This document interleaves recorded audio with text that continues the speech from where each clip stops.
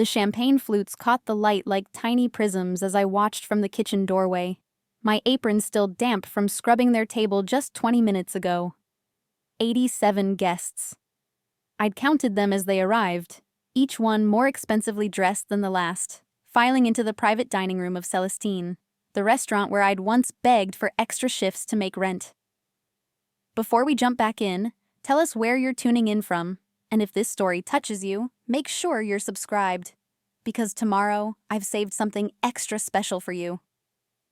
More prosecco for table 4, barked Marcus, the floor manager who still didn't recognize me behind the server's uniform I'd borrowed from housekeeping. And tell Chef Laurent to speed up the appetizers. Mr. Whitmore is getting impatient. Mr. Whitmore. My throat tightened at the name, but I kept my face blank, professional. 3 years since I'd seen him. 3 years since he'd looked through me like I was furniture in his penthouse while explaining to his mother why their son couldn't possibly marry a waitress. Right away, I murmured, backing through the swinging doors into the controlled chaos of the kitchen. The irony was so perfect it almost hurt. When I'd worked here 5 years ago, struggling through double shifts and saving every tip, Derek Whitmore had been a regular. He'd noticed me eventually. The struggling waitress with big dreams and rough hands from scrubbing dishes. We'd dated for 8 months, long enough for me to fall hard. Long enough for him to introduce me to his world of charity galas and country clubs where I smiled through their thinly veiled condescension. Long enough for his mother Patricia to make it crystal clear that a Whitmore didn't marry service industry trash. The breakup had been clinical, efficient. He'd actually sent his assistant with the message initially, though he'd at least had the decency to show up himself after I'd called him 17 times. "You have to understand my position, Nina," he'd said, not quite meeting my eyes. "Mother's right. We come from different worlds. Different worlds." I'd cried for weeks. Then I'd gotten angry. Then I'd gotten strategic. I pushed through the kitchen doors with a tray of prosecco, my hands steady despite the adrenaline singing through my veins. The private dining room glowed with candlelight and crystal. Celestine had always been beautiful. French country elegance meets modern luxury. But tonight, they'd transformed it into something from a magazine spread. White roses everywhere. String quartet in the corner. And at the center of it all, Derek and his fiancée. She was beautiful, of course. Blonde, polished, wearing a dress that cost more than I used to make in 6 months. Victoria something. Old money. Patricia Whitmore's approved choice.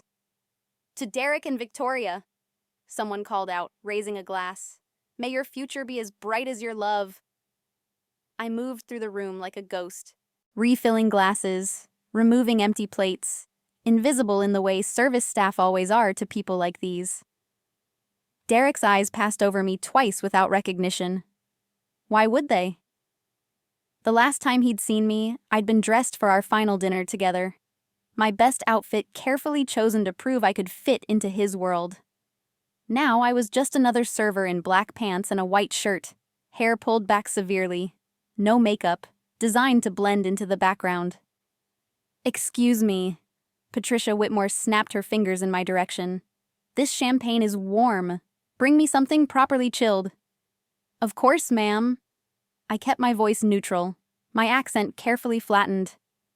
Patricia had always hated what she called my regional intonations.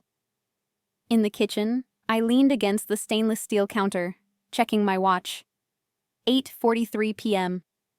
In 17 minutes, the main course would be served. In 25 minutes, Derek would give his toast. In 30 minutes, everything would change. My phone buzzed in my pocket. A text from James Chen, my attorney.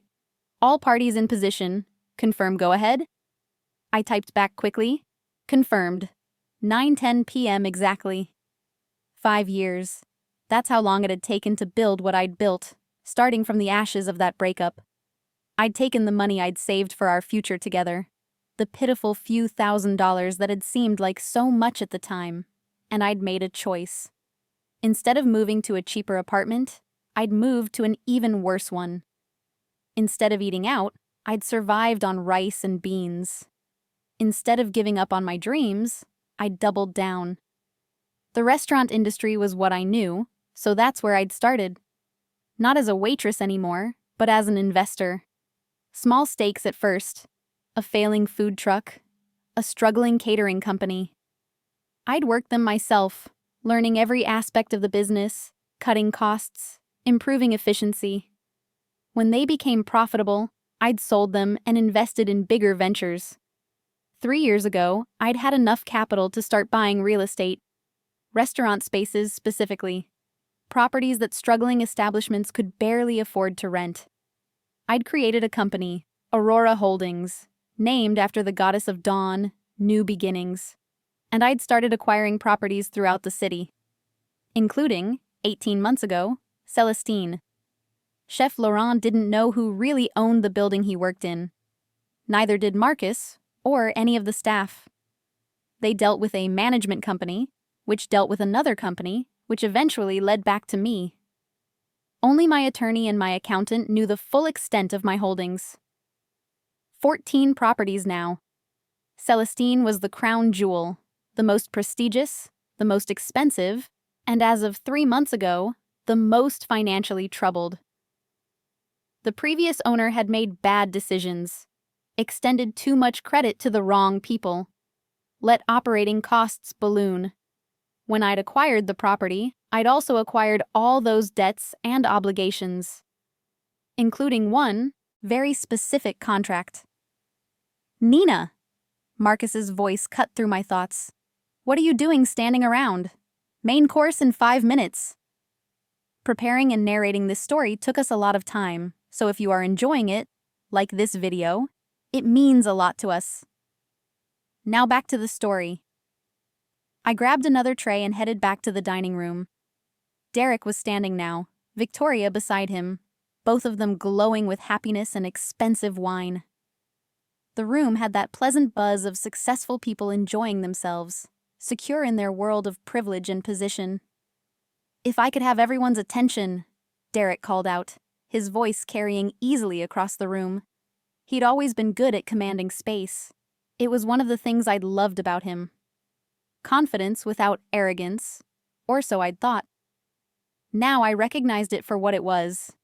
The entitlement of someone who'd never truly struggled for anything. The room quieted. I positioned myself near the back wall, tray in hand, just another piece of furniture. Victoria and I are so grateful to have you all here tonight, Derek continued, his arm around his fiancée's waist. When I think about how we met. At the Thompson benefit, Patricia Whitmore interjected loudly.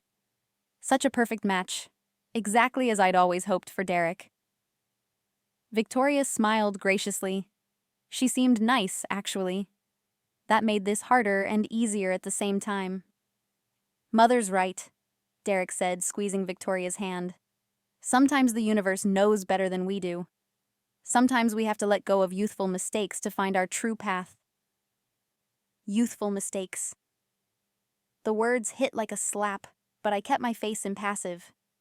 Several of Derek's friends nodded knowingly. They'd probably heard about me, the unsuitable girlfriend, the close call, the bullet dodged. This restaurant holds special meaning for us, Victoria added, her voice sweet and cultured. Derek proposed to me right here, at this very table, 6 months ago. It seemed perfect to celebrate here tonight. 6 months ago. I'd known about the proposal within hours. Marcus had mentioned it to the kitchen staff, gossiping about the expensive champagne in the 4-carat ring. I'd stood in my office 3 miles away, looking at the property records on my computer screen, and I'd made my decision. So please raise your glasses, Derek said, lifting his own. To new beginnings, to family, to... The lights went out. Not completely. The emergency lighting kicked in immediately, casting the room in dim red, but enough to stop Derek mid-toast. Confused murmurs rippled through the guests. "What's happening?" Patricia demanded. "This is completely unacceptable." Marcus rushed in from the hallway, his face flushed. My apologies, everyone. Just a temporary issue with the electrical system. We'll have it resolved in... The main doors to the dining room opened. James Chen walked in, flanked by two other men in dark suits. Behind them, two more figures. A building inspector with a clipboard and Officer Rodriguez from the city's business licensing division. Ladies and gentlemen, James announced, his voice professionally apologetic but firm. I'm James Chen, representing Aurora Holdings, the property owner of this establishment. I'm very sorry to interrupt your celebration, but I'm here to execute an immediate closure of these premises. The room erupted. Derek's face went white, then red. What?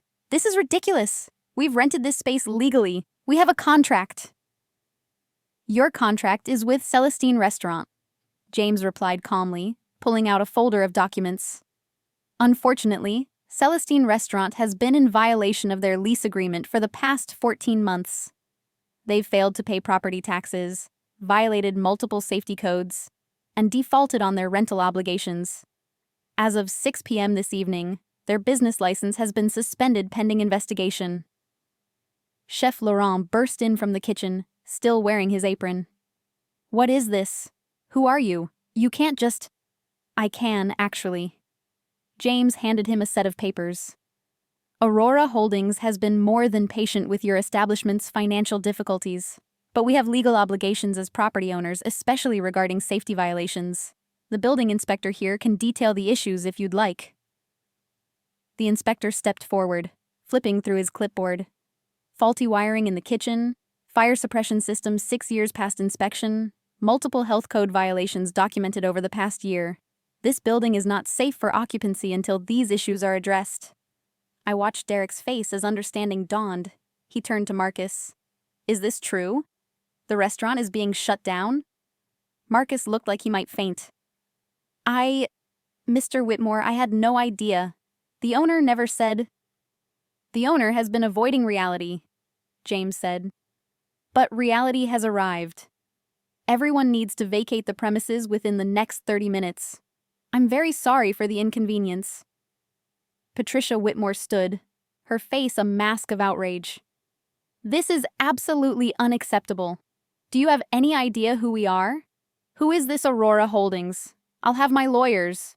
You're welcome to contact them, James said smoothly, handing her a business card. All of our documentation is in order, reviewed by the city's legal department. Again, our sincere apologies for disrupting your event, but safety regulations don't accommodate private parties.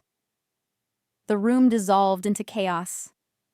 Guests grabbing coats and purses, angry voices overlapping, Derek trying to calm Victoria while simultaneously barking orders at Marcus. Chef Laurent arguing with the building inspector. Patricia Whitmore on her phone, presumably calling those lawyers she'd threatened. I slipped through the confusion toward the kitchen, my heart pounding. This was it. The moment I'd planned for months. But I wasn't done yet. In the kitchen, the staff huddled together in confusion. What's happening? Asked Sophie, one of the line cooks. Are we losing our jobs? I don't know, I said honestly. But I wouldn't worry too much. These things have a way of working out. I grabbed my jacket from the staff room and headed toward the back exit, but not before taking one last look at the dining room through the kitchen doors. Derek stood in the center of the chaos, his perfect evening shattered, trying to maintain dignity while his guests filed out into the night. He still didn't recognize me. I pushed through the back door into the alley, where James waited beside his car. Smooth, I said, unable to keep the smile from my face. You paid for smooth, he replied, grinning. Though I have to say, the look on that mother's face when I mentioned safety violations was worth the entire consultation fee. What happens now? Now? James unlocked his car. Now we wait 24 hours, as legally required. Then Aurora Holdings will offer to purchase Celestine's business assets, recipes, name, reputation, staff contracts, for pennies on the dollar. The owner will take it because he's got no choice. The property is already yours. In a week, Celestine will reopen under new management. Under my management, I corrected. Under your management, he agreed. And you'll hire back whichever staff members you want. Fix the actual problems. And yes, there were real problems, we didn't fabricate those, and run it properly. You're not destroying a business, Nina. You're saving it from someone who was running it into the ground. I knew he was right. I'd seen the books. Celestine's owner had been milking the restaurant's reputation while letting everything else deteriorate. The staff hadn't been paid properly in months. Vendors were threatening to stop deliveries. It would have closed within 6 months anyway. But I'd also be lying if I said that wasn't part of why I'd chosen this particular property to acquire. Among all my holdings, Celestine was the one that meant something personal. Go home, James said. Get some rest. Tomorrow we start the paperwork. I nodded, but I didn't go home. Not right away. Instead, I walked 3 blocks to where my car was parked. A nice car now, a Tesla I'd bought last year without anyone from my old life knowing about it. I sat behind the wheel, hands shaking slightly with adrenaline, and I called the one person who knew the whole story. How did it go? My best friend Rashida answered on the first ring. Perfectly, I said. Too perfectly. Is that wrong? Should I feel worse about this? Wrong? Rashida laughed. Nina, you bought a failing restaurant that was violating a dozen safety codes and mistreating its staff. You're going to fix it, improve it, and probably save 20 people's jobs in the process. The fact that your ex-boyfriend's engagement party got interrupted is just… What's that word you like? Serendipity? Karma, she corrected. That's karma, honey. Pure and simple. I laughed despite myself. Rashida had been there for all of it. The crying, the rage, the slow rebuild. She'd been my roommate in that terrible apartment, splitting the cost of ramen noodles and celebrating every small victory as I'd clawed my way up. Derek didn't even recognize me, I said. I was standing right there, serving their table, and he looked right through me. Of course he did, Rashida said. People like that don't see service workers as people. They never did. That's why he could date you for 8 months and then drop you the second his mommy disapproved. You weren't real to him. You were a phase. She was right, but it still stung. Some part of me had wanted him to recognize me, to see me, even in that borrowed uniform, to realize that the woman he'd dismissed had been standing 3 feet away, holding his fate in her hands. I need to go, I said. Early morning tomorrow. You mean your early morning as a restaurant owner instead of a server? Something like that. After we hung up, I sat in the car for another 10 minutes, watching people walk past on the sidewalk. Thursday night in the city, restaurants and bars spilling light onto the streets, couples holding hands, friends laughing. Normal people living normal lives. I'd never wanted to be special. I'd just wanted to be enough. My phone buzzed. An unknown number. I almost didn't answer, but curiosity won. Hello? Is this Nina Reeves? A woman's voice, cultured and cold. My stomach dropped. Who's asking? Patricia Whitmore. I believe you know my son. I said nothing, my mind racing. How had she gotten this number? How did she know?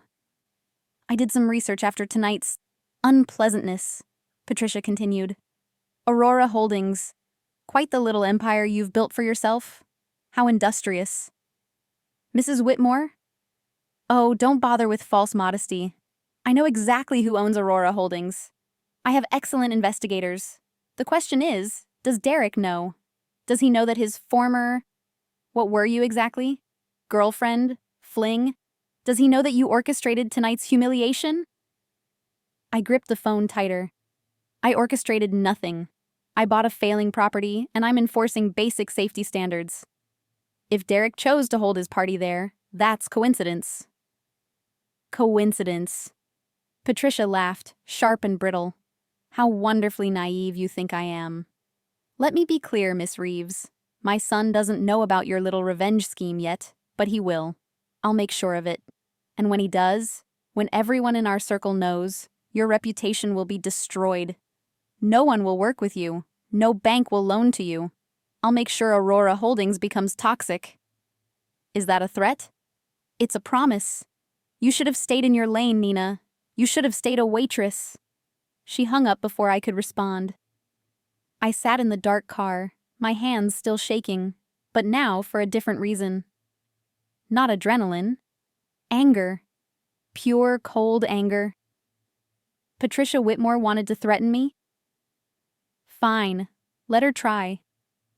I opened my laptop, always in the car, always charged, and pulled up my secure files. Aurora Holdings wasn't just restaurant properties. Over the past 5 years, I'd diversified, carefully, quietly. Following the same pattern I'd used with Celestine: identify struggling businesses, acquire them through shell companies, improve them, profit. I owned pieces of 3 different restaurant supply companies, 2 commercial laundry services that handled linens for half the high-end restaurants in the city, a staffing agency that placed servers and bartenders. Nothing huge, nothing obvious, but all strategically chosen. And I'd been careful, meticulous even. Every acquisition vetted by James, every business decision documented, every employee treated fairly. I'd learned from watching businesses fail. I knew the difference between building something sustainable and just extracting value. But I'd also learned something else. In business, you needed leverage. You needed to anticipate threats. You needed insurance. I pulled up a particular file, one I'd created 6 months ago, when I'd first learned about Derek's engagement. Research I'd commissioned quietly, through the same investigators who'd helped me vet business acquisitions. The Whitmore family fortune came from real estate development. Patricia's late husband had built luxury apartments and shopping centers across the region. Derek had inherited a position on the board of Whitmore Development Corporation, though by all accounts he was more figurehead than functional. But companies, especially family companies, had vulnerabilities. And one of Whitmore Development's biggest vulnerabilities was its debt structure. They'd overextended in the past decade, building too much too fast. Several properties were underwater. Their commercial tenants were struggling. Including, I noticed with interest, 3 restaurants currently leasing from Whitmore Development properties. 3 restaurants that were behind on rent. 3 restaurants whose lease contracts included some very specific clauses about property maintenance and code compliance. I made a note to have James review those leases tomorrow. Then I closed my laptop, started the car, and drove home to my apartment. Not the terrible one from 5 years ago, but not a penthouse either. A nice 2-bedroom in a good neighborhood. Comfortable but not showy. I'd learned to hate showing off. Inside, I poured myself a glass of wine. Good wine now, I could afford it. And stood at my window looking out at the city lights. Somewhere out there, Derek was probably still dealing with the aftermath of his ruined engagement party. Patricia was plotting her revenge.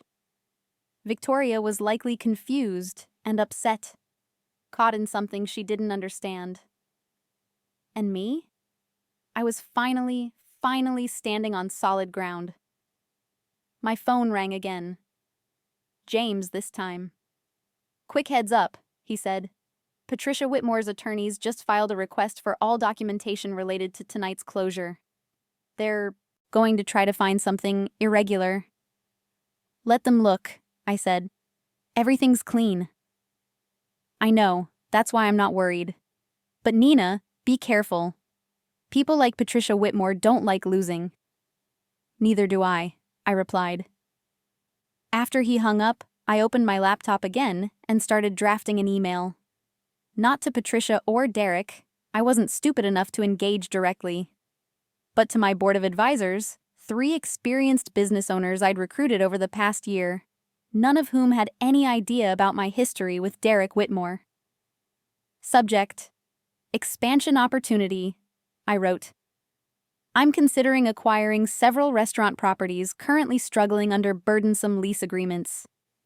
Detailed analysis attached. Would appreciate your input on whether this aligns with Aurora Holdings' long-term strategy.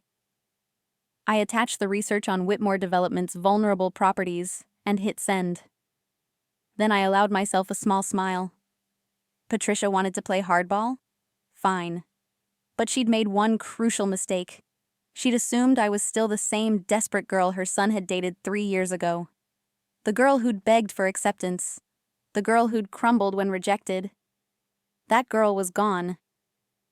In her place stood someone who'd built herself back up, brick by brick, business by business. Someone who understood that the best revenge wasn't theatrical confrontation. It was quiet competence. Building something real. Something sustainable. Something that couldn't be taken away by someone else's approval or disapproval. Tomorrow, I'd reopen negotiations for Celestine's business assets. I'd hire back the good staff members, the ones who actually cared about their work. I'd fix the safety violations, update the equipment, and restore the restaurant to what it should have been all along.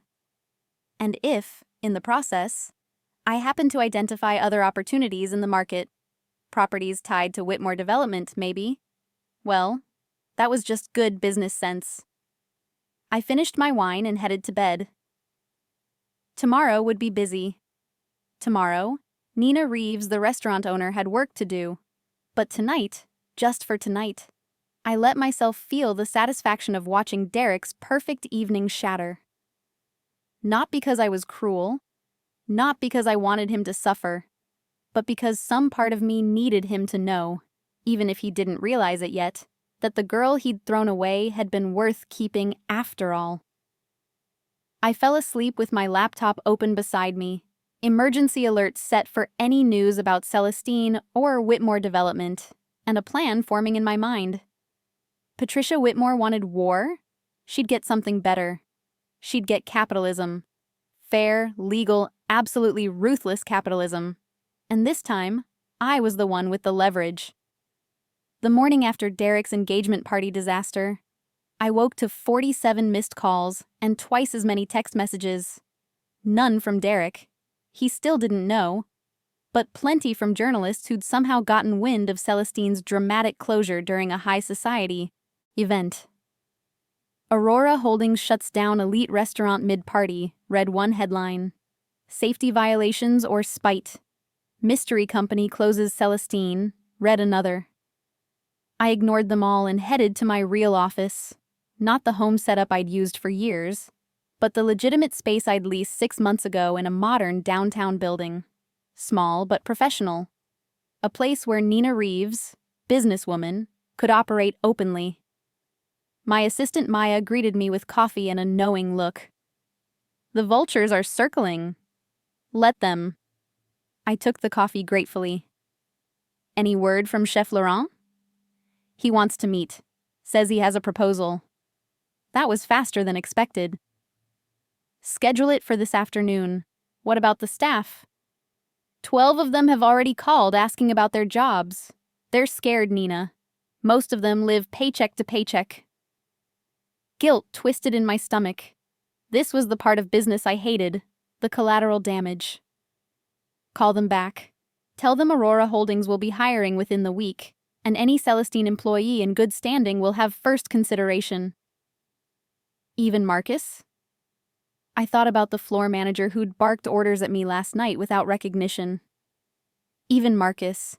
It wasn't his fault the owner was running the place into the ground. Maya left to make the calls, and I settled behind my desk with James on video call. Patricia Whitmore is moving fast, he said without preamble. She's contacted 3 of your lending partners, suggesting you're an unstable investor with a personal vendetta. She's also started spreading rumors in her social circle that Aurora Holdings is a fraud company. Can she prove any of that? Of course not. Your finances are spotless, your business practices are clean, and every acquisition you've made has been legitimate. But Nina, Reputation matters in business. If she poisons enough wells, then I need to move faster than she can talk. I pulled up the research I'd sent my advisory board. What did you find out about Whitmore Development's vulnerable properties? James's expression shifted from concerned to intrigued. You want to go after them directly?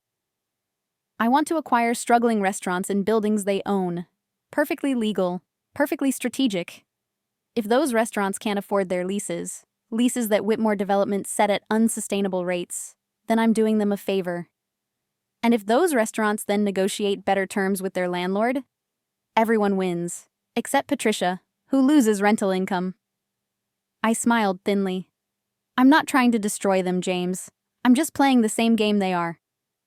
The difference being you're actually good at it. He leaned back in his chair. All right. I'll draw up the preliminary offers. But Nina, be prepared. Once Derek finds out who you are, this gets personal. It's always been personal, I replied. Chef Laurent arrived at 3 p.m. sharp, still wearing his chef's whites like armor. He'd aged since I'd worked at Celestine, more gray, in his hair, deeper lines around his eyes, but he still carried himself with the dignity of someone who took his craft seriously. Miss Reeves. He sat across from me, studying my face. I know you. My heart skipped. I don't think... No, I do. 5 years ago, you worked the floor. Nina, right? Always polite. Never complained about double shifts. He smiled slightly. You were better than most of them. I wondered what happened to you. I hadn't expected this. I left the industry, went into business, and now you own the building. He nodded slowly. The owner, Marcus, he's an idiot. Terrible with money. But the restaurant, Miss Reeves, Celestine is something special. The recipes, the reputation, the team. It deserves better. I agree. So here is my proposal. He leaned forward. I have some savings. Not much, but enough to make me a serious investor. You purchase the business assets, fix the building properly, and let me run Celestine as it should be run. I take a 20% stake, you keep control, and we make it profitable again. I hadn't expected this either. You want to partner with me? I want to save something I've spent 15 years building. His voice was passionate now.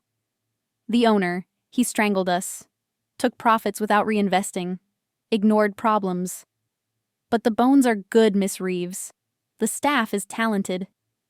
Give me the resources and the freedom, and I'll make Celestine the best French restaurant in the city. I believed him. More than that, I respected him. 15% stake, I countered. But full operational authority over the kitchen and menu. You hire your own staff, you set your own standards. I handle the business side, you handle the food. He considered this, then extended his hand. Deal. We shook, and I felt something shift. This wasn't just about revenge anymore. This was about building something real. Derek found out 2 days later. I was in the newly acquired Celestine, now legally owned by Aurora Holdings, business assets purchased, staff rehiring in progress, when my phone rang. Unknown number, but I knew who it would be. Nina. His voice was tight, controlled, but I could hear the anger underneath. We need to talk. Hello, Derek. How's the engagement? You know how it is. Victoria's upset. The party was ruined. But I'm sure you know all about that. A pause. Aurora Holdings. Very clever. How long did it take you to build that? 5 years, give or take. And you just happened to buy the restaurant where we held our party. I bought a failing property with good bones. That you chose it for your celebration was unfortunate timing. I kept my voice level. Professional. If you're calling to threaten me, I'm calling to ask why. His voice cracked slightly. Was I really that bad to you? Did you hate me so much that you had to humiliate me in front of everyone I know? The question caught me off guard. In all my planning, I'd imagined Derek as the villain of my story. Arrogant, dismissive, cruel. But right now, he just sounded hurt. "You told your friends I was a youthful mistake," I said quietly. "Last night, at your party, you said you had to let go of youthful mistakes to find your true path." Silence on the other end. Then, "You were there?" "I was serving your table. You looked right through me." More silence. When he spoke again, his voice was different. Smaller. "I didn't mean... Nina, I was trying to sound sophisticated for Victoria's friends. They expect a certain... I don't care." And I realized it was true. "Derek, you broke my heart 3 years ago. But I got over it. I built a life. A real career. This?" I gestured at the restaurant, even though he couldn't see me. "This isn't about you. This is about me taking care of business. My mother says you're targeting our family's properties. Your mother threatened to destroy my company. So yes, I'm looking at properties your family owns. Business properties with struggling tenants who need better terms. That's called capitalism, Derek. That's called revenge." "Maybe." I walked to the window, looking out at the street. "Or maybe it's just me refusing to be invisible anymore. You and your mother, people like you think people like me should know our place. Stay small, stay grateful. Well, I'm done with that." "I never thought that about you." "Yes, you did. You just didn't realize it." I softened my voice slightly. "Derek, I don't hate you. I probably should, but I don't. You were weak, and your mother is controlling, and you chose comfort over courage. That's not evil. It's just... sad." He was quiet for a long moment. "Are you really going to come after my family's company?" "Only if your mother continues trying to destroy mine. I'd rather not. It's messy, and I don't actually enjoy hurting people. But I won't let her threaten me without consequences." "What do you want?" "I want her to stop. I want to run my businesses without harassment.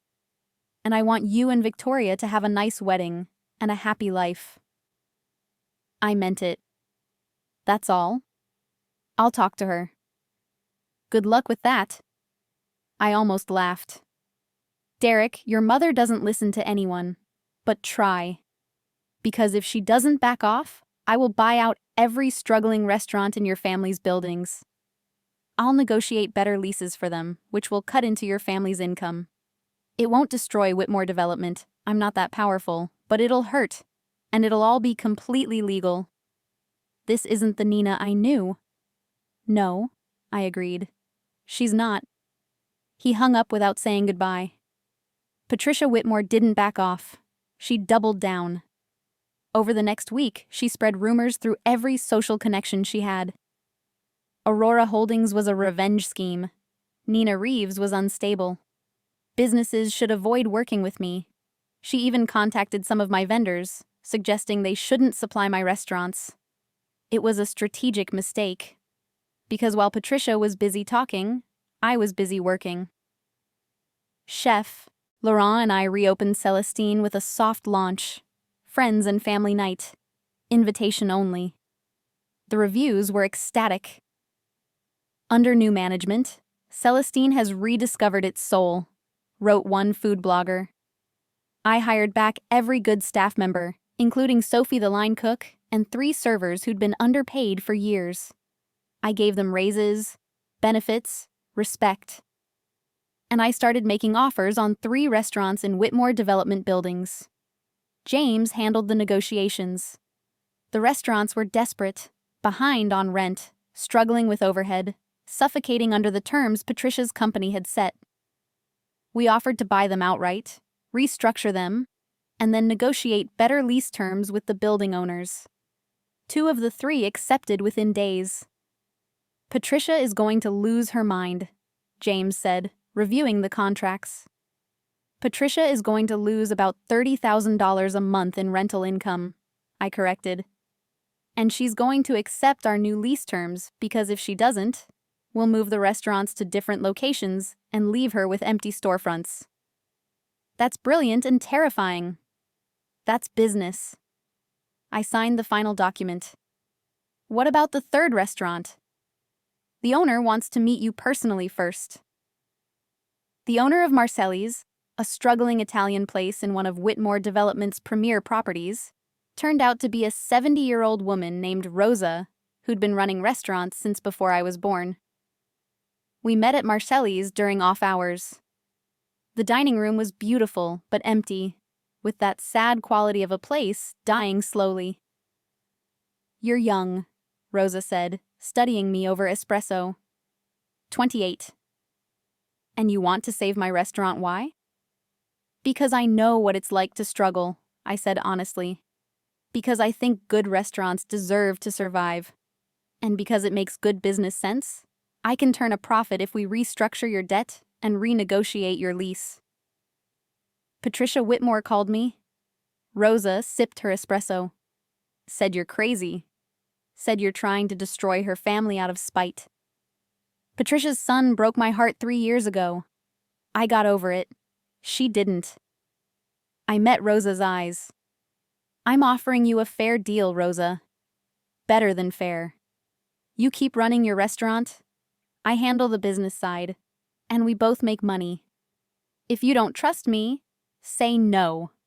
But don't say no because Patricia Whitmore is scared of losing control. Rosa was quiet for a long time, her weathered hands wrapped around her espresso cup.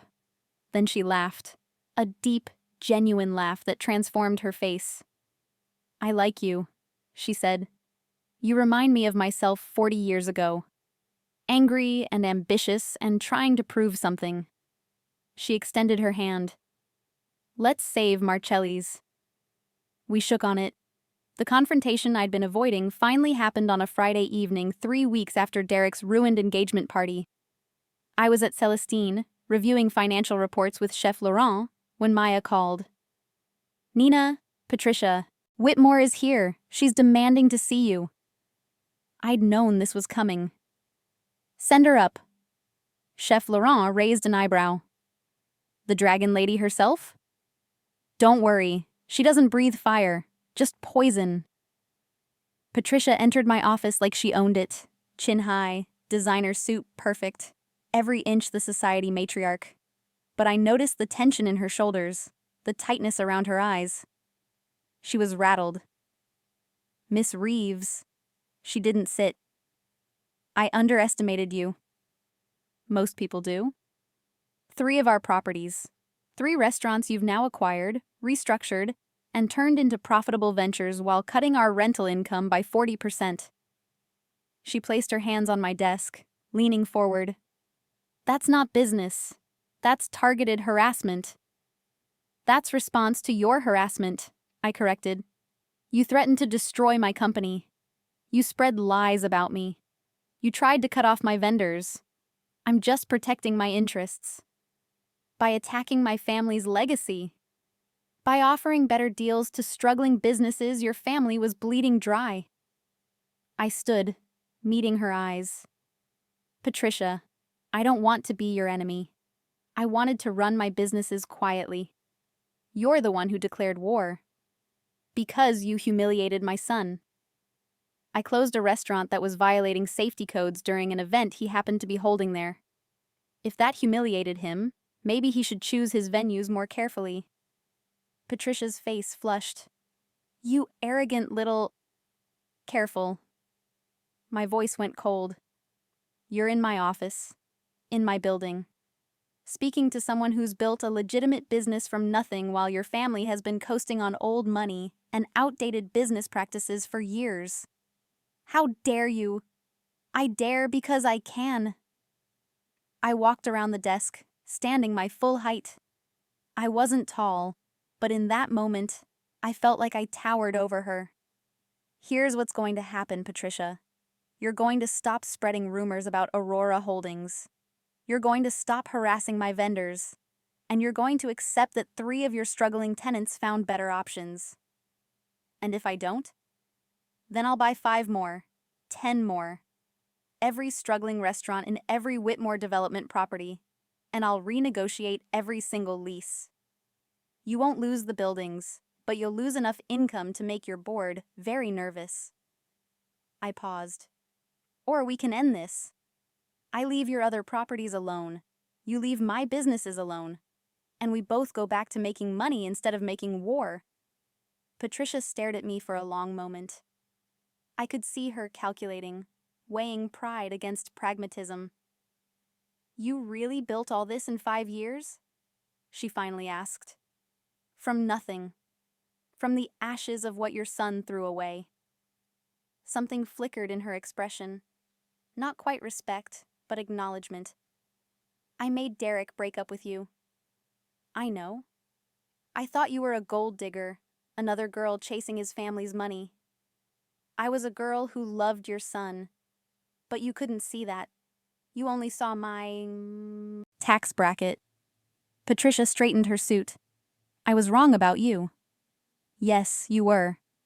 But I'm still not apologizing. I don't need your apology. I need your agreement to coexist professionally. She considered this, then nodded once. Fine, but Nina, stay away from Derek and Victoria. Let them have their wedding without any more drama. Gladly. I have no interest in your son anymore. And it was true. Looking at Patricia, seeing the fear and pride and stubbornness that had shaped Derek's life, I felt nothing but relief that I'd escaped that family. After Patricia left, Chef Laurent emerged from the kitchen where he'd been pretending not to eavesdrop. That was intense, he said. That was closure, I corrected. Derek and Victoria's wedding happened 6 months later. I knew because the photos showed up on social media. A beautiful outdoor ceremony, Victoria radiant in her dress, Derek smiling broadly. They looked happy. I was happy for them, genuinely, because by then, I'd moved on in every sense that mattered. Celestine had become one of the city's most talked about restaurants under Chef Laurent's leadership. We'd expanded to include a smaller, more casual bistro next door. Rosa's Martelli's had been featured in 3 major food magazines. The other 2 restaurants I'd acquired were thriving. Aurora Holdings had grown to include 23 properties and 14 restaurant businesses, all operating profitably, all treating their employees fairly. I'd hired a full staff. Maya had been promoted to Director of Operations, and I'd brought on experienced managers to handle day-to-day operations while I focused on strategy. I'd also started something new, a mentorship program for service industry workers who wanted to transition into business ownership. Free business courses, microloans, consulting services. I called it the Restart Initiative, and the first participant was Sophie, my former co-worker from Celestine, who wanted to open a bakery. You don't have to do this, Sophie said when I handed her the check for her startup costs. I know, but someone should have done it for me. This is me being that someone for you. The program was expensive and time-consuming, but it mattered more than profit. It was the reason I'd built Aurora Holdings in the first place, not just to prove I could, but to create opportunities that I'd never had. 1 year after Derek's ruined engagement party, I held my own celebration at Celestine. Not a party, but a quiet dinner with the people who'd helped me build everything. Rashida, who'd been there from the beginning. James, who'd made sure every step was legal. Chef Laurent, who'd bet on me. Maya, Sophie, Rosa, and a dozen others. Speech! Someone called out as dessert arrived. I stood reluctantly, glass in hand. I'm not good at speeches. You run a multi-million-dollar company, Rashida pointed out. You can make a toast. I looked around the table, at faces that had become family, at a restaurant that had once represented my failure and now represented my success. 3 years ago, I began. Someone I loved told me I wasn't good enough, that I came from the wrong world, that I needed to know my place. I paused. He was wrong. Not because I'm special or remarkable, but because no one gets to decide your worth except you. I didn't build Aurora Holdings to prove anything to Derek or his mother. I built it to prove something to myself, that I could create something meaningful, something sustainable, something that lifted up the people around me. I raised my glass. So here's to all of you who believed in me, who worked with me, who took chances on a girl with more ambition than sense. And here's to everyone who's still struggling, still fighting, still trying to build something from nothing. May you find your strength. May you find your people. And may you never, ever let anyone tell you to know your place. To knowing our place, Rashida added with a grin, which is wherever the hell we want to be. Everyone laughed and drank, and the conversation flowed into easier topics. Plans for new restaurants, gossip about food critics, Maya's upcoming wedding to her longtime girlfriend. Later, as the party wound down and guests started leaving, Chef Laurent pulled me aside. "You know what's funny?" he said. "Derek Whitmore ate here last week." My heart stuttered. "He did?" "With his wife. They didn't know I knew about your history. They just wanted a good meal." He smiled. He asked to speak to the owner. Wanted to compliment the food. "What did you tell him?" "I told him the owner wasn't available but would appreciate the feedback. Then I sent out an extra dessert course, on the house." Chef Laurent's eyes twinkled. He never knew he was eating food prepared in the restaurant you own. Never knew that the success of this place is because of you. "Good," I said softly. "Let him not know. Let him just have a nice meal with his wife." Because that was the truth I'd finally learned. The best revenge wasn't making Derek acknowledge me, or suffer, or understand what he'd lost. The best revenge was building a life so full and meaningful that he became irrelevant to it. I'd stopped being the girl he'd rejected. I'd become someone else entirely. Someone stronger, wiser, more capable. Someone who could stand in the restaurant where she'd once scrubbed floors and know that she owned not just the building, but her own destiny. 2 years later, I received an invitation in the mail. Thick cream paper, expensive printing.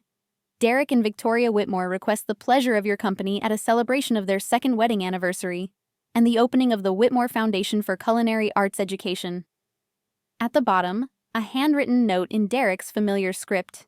"Nina, I know we haven't spoken, but this foundation, supporting culinary education for underprivileged youth, was inspired by your Restart initiative.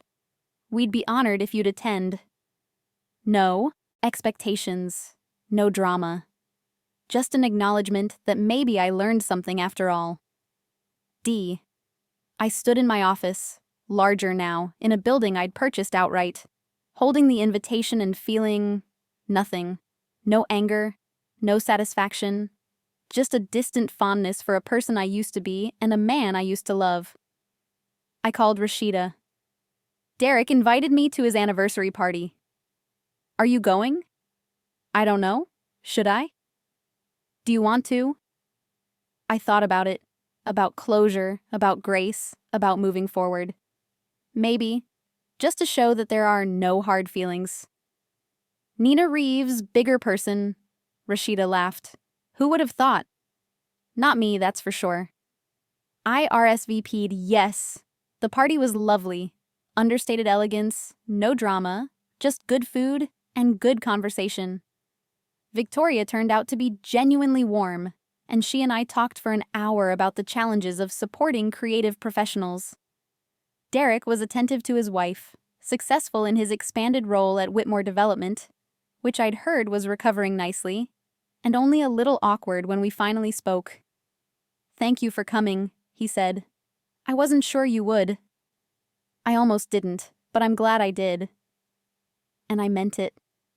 "I'm sorry," he said quietly, "for how I treated you, for choosing comfort over courage, like you said.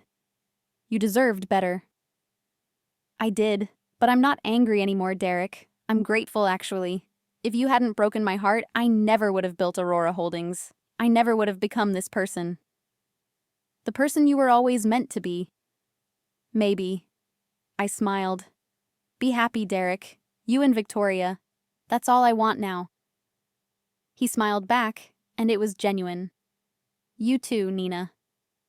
I left the party early, driving through the city I'd claimed as my own, past restaurants I'd saved, and businesses I'd built.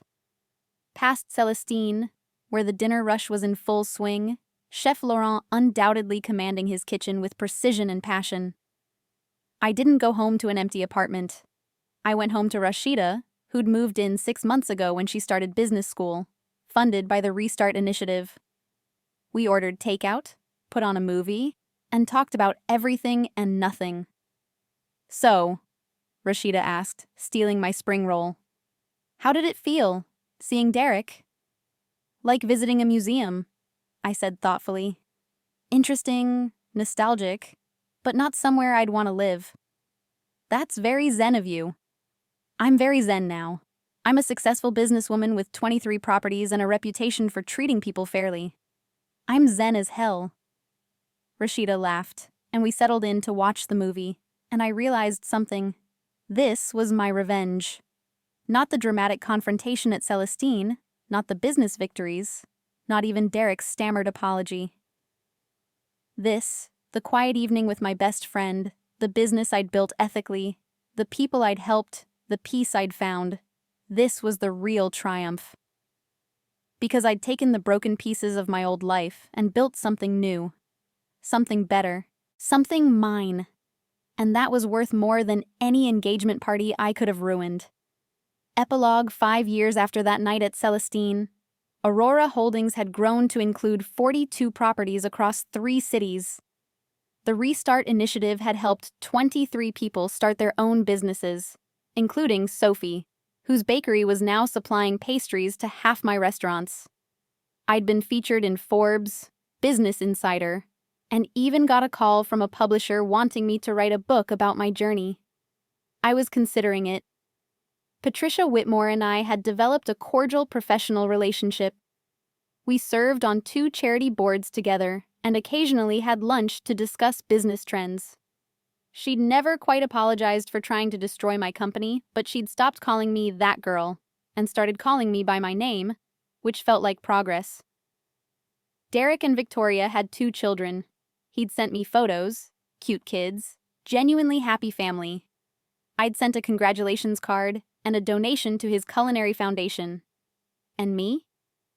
I was dating someone new, a teacher named Marcus, no relation to the restaurant Marcus, who thought it was hilarious that I'd once served tables and now owned restaurants.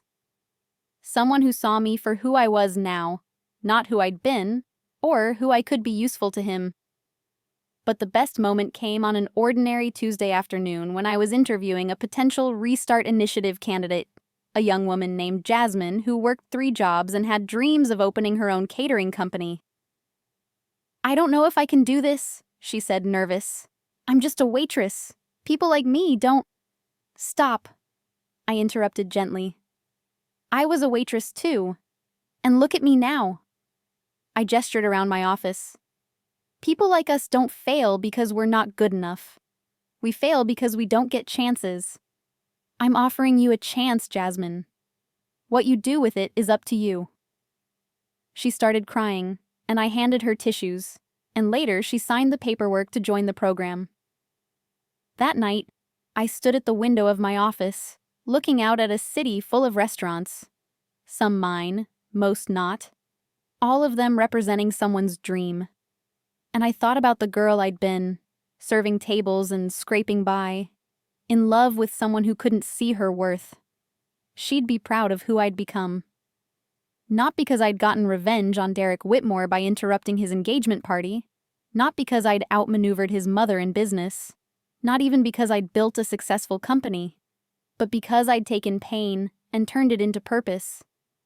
I'd taken rejection and turned it into resilience. I'd learned that the opposite of being underestimated wasn't proving everyone wrong. It was building something so solid that their estimates became irrelevant. The restaurant where Derek held his engagement party? It was thriving now, feeding people beautiful meals, employing dozens of workers fairly, adding something good to the world. That was my revenge. Not destruction, but creation. Not proving I was worthy of Derek Whitmore's love, but proving I'd never needed it in the first place. I turned off the lights in my office and headed home, past the restaurant where I used to waitress, where once upon a time I'd been invisible. Now I owned it, and that made all the difference. Up next, you've got 2 more standout stories right on your screen. If this one hit the mark, you won't want to pass these up. Just click and check them out. And don't forget to like, subscribe, and turn on the notification bell so you don't miss any upload from us.